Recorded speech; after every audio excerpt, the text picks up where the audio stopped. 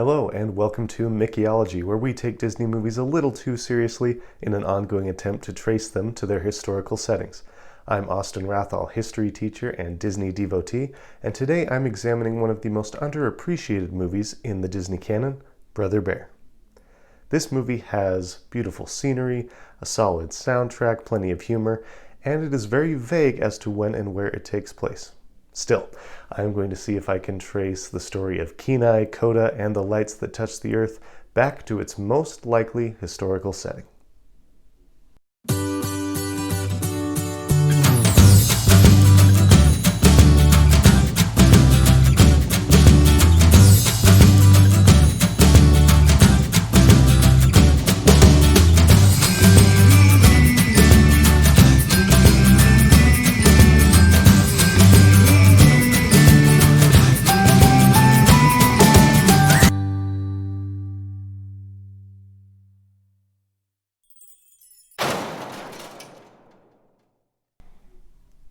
The movie opens with an elderly narrator introducing a story to an audience, and he says, "This is a story from long ago, when the great mammoths still roamed our lands."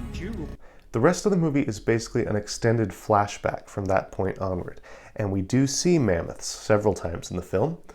The main character, Kenai, rides on a mammoth very early on, and we see mammoths being used as a mode of transportation by several other characters later in the movie. The narrator says that the story he's telling takes place when the mammoths still roamed his land. That means that he's probably talking to his audience after mammoths have already gone extinct, but not so long after that they don't remember what mammoths are or they don't remember having them around. So, the first thing I need to do is determine where Brother Bear takes place. Then I can use that information to look up when mammoths went extinct in that area. Once I have those two pieces of information, that will tell me when Brother Bear takes place. Let's look at some clues. Clue number 1, scenery.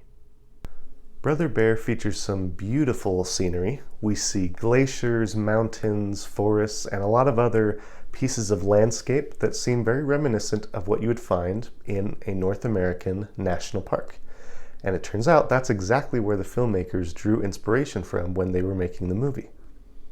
We actually did 2 research trips, and we went to Alaska, and we did a lot of research along the coast, along the interior. Denali National Park was a huge inspiration. We also went to Yosemite in California, and really the film is trying to capture the idealized best of North America. So you have California, you have Wyoming. We went to the Canadian Rockies. So there's great big sequoia trees in some of the sequences.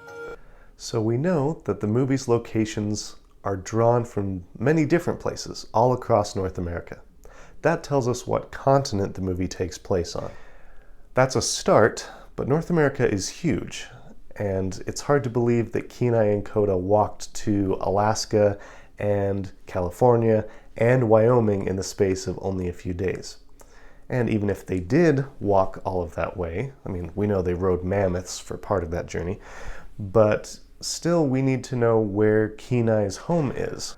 So far all we know is that Brother Bear takes place sometime a long time ago in North America.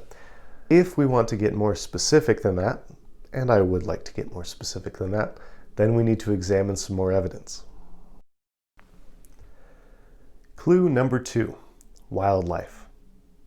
Since certain animals are native to certain regions of North America, identifying the animal species in the movie might tell us what regions we're looking at whenever those particular animals are on screen.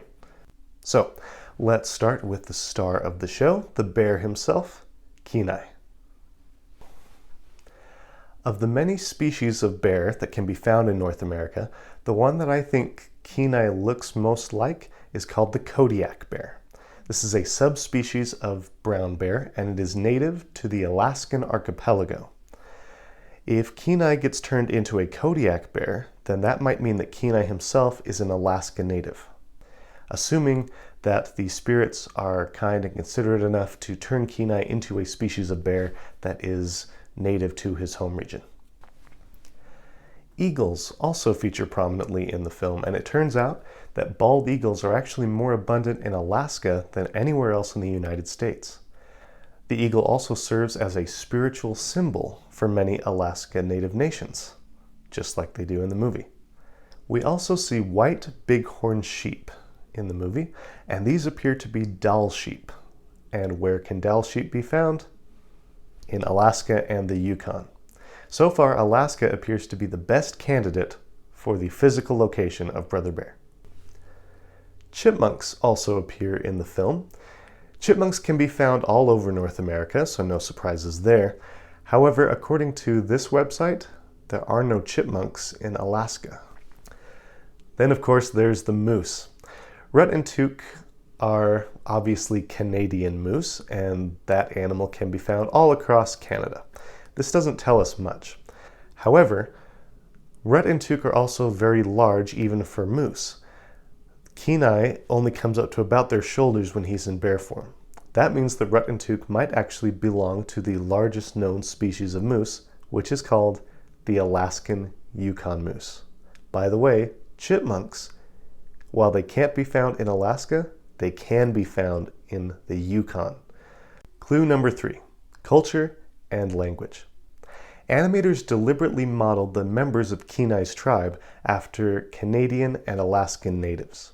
We wanted to make the design of the character convincing. There are certain facial features that are very distinctive among Inuit peoples, people we call Eskimos. Will you two knock it off? We did a lot of research on their costumes, as well as their tools, weapons, kayaks, that sort of thing. Now, Kenai's tribe is ancient, so their culture doesn't directly match up with any nation living in Canada or Alaska today. Instead, animators appear to have drawn inspiration from several different cultures to create the one culture that we see in the movie. One major piece of native culture that the filmmakers used was native language. The narrator that we see at the beginning of the movie, who's later revealed to be Denahi, is listed as Inuit narrator in the credits. Though dubbed over in English, his spoken dialogue is actually in Yupik, a language spoken by Alaska natives. The part was even played by an actual Alaska native and Yupik scholar named Angayukak Oscar Coagley. They also incorporated native language into the song Transformation. I heard Phil's track, which was already really great, but it just felt like the opportunity. What if I translate the song into Eskimo language, into Inuit, and then give that to the Bulgarian women? And we brought a professor from Alaska down who was a native speaker who also spoke very good English. And Mark and I met with her in a conference room one day, and we literally went through line by line, and it took us about 7 or 8 hours. And nobody knows Inuit probably that sees this movie, but it'll feel real to them at least. Totems also appear in the movie, of course, and according to an article from the Canadian Anthropology Society, quote, "In the small nomadic societies in the Mackenzie subarctic, such as the beaver, animal guardian spirits are considered to be both private protectors and mirrors of each individual's particular qualities and personality traits. Totems fill that exact same function in Brother Bear." Kenai's transformation is also consistent with Inuit traditions. According to one scholar, Inuit people relied on people called shamans, like Tanana, who's the shaman in the movie, and these shamans were spiritual guides that were more in touch with the spirit world. And one power that shamans were said to have was the ability to transform. Shamans could even transfer this power to other members of the tribe, and one way to do that was through the use of amulets. So far, it seems pretty clear that Brother Bear takes place in the Alaska/Yukon region. Even the characters' names are Alaskan. Kenai is the name of a peninsula, a river, and a city in Alaska. Sitka is a city/borough in southeast Alaska, as well as the name of a federally recognized Alaskan tribe. Tanana, or Tanana, as it's pronounced actually in Alaska, is a place in Alaska, and Denahi is just a play on the name Denali, as in Denali National Park. So the evidence that Brother Bear is an Alaskan or a Yukon story is overwhelming.